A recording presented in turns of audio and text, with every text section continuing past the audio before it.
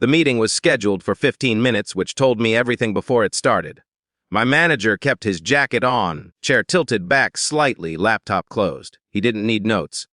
He already knew the outcome. I'd asked for a raise after 3 years without one, after absorbing responsibilities that had once belonged to 2 different people. I'd framed it conservatively. Market adjustment.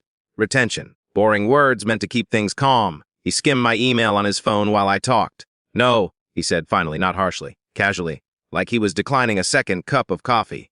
I waited. Sometimes no is followed by a reason. He smiled then, not wide, not cruel, just confident. "Look," he said, "if you quit, I'll replace you by Friday." It wasn't a threat. It was a fact, delivered with the ease of someone who believed it. I nodded. I thanked him for his time.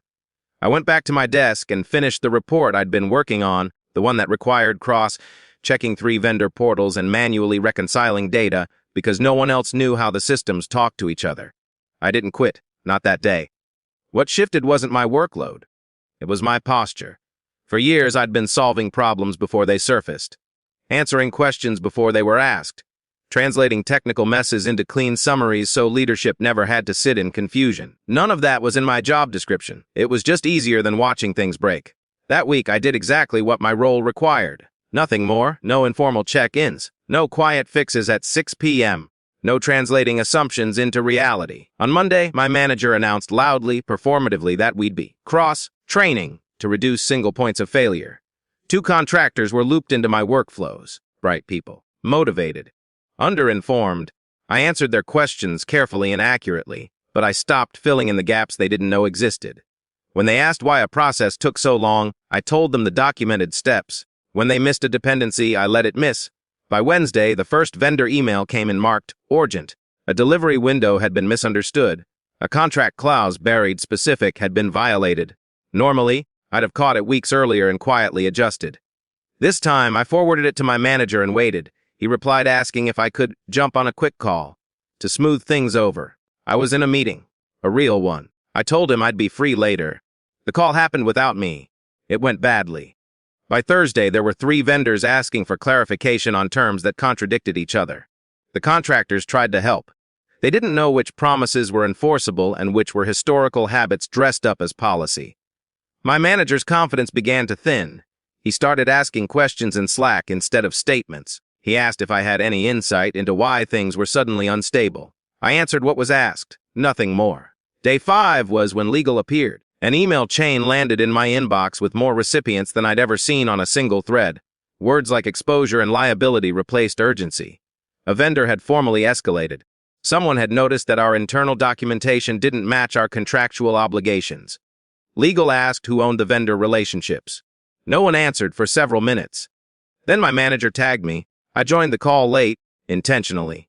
Not dramatically, just after it had already begun. The legal counsel asked me to walk through the vendor structure. I did, calmly, precisely, using language that made it clear this wasn't institutional knowledge. It was operational memory. When I finished, there was a pause, the kind that signals recalibration. The conversation shifted tone, not apologetic. Assessing, I wasn't praised. I was reclassified from replaceable to risky to lose. After the call, my manager messaged me privately. He asked if we could revisit the compensation conversation. He didn't mention Friday. I didn't respond right away. That night, I went home and sat on my couch longer than usual, thinking about how tired I was. Not from the week, but from the years before it. From carrying systems no one acknowledged because they didn't know they existed. The next morning, I replied. I asked for a formal role review, documented responsibilities, and compensation aligned with them. I asked for it in writing. The raise came through 2 weeks later. Substantial, clean, professional. I accepted it, and then I updated my RA summary.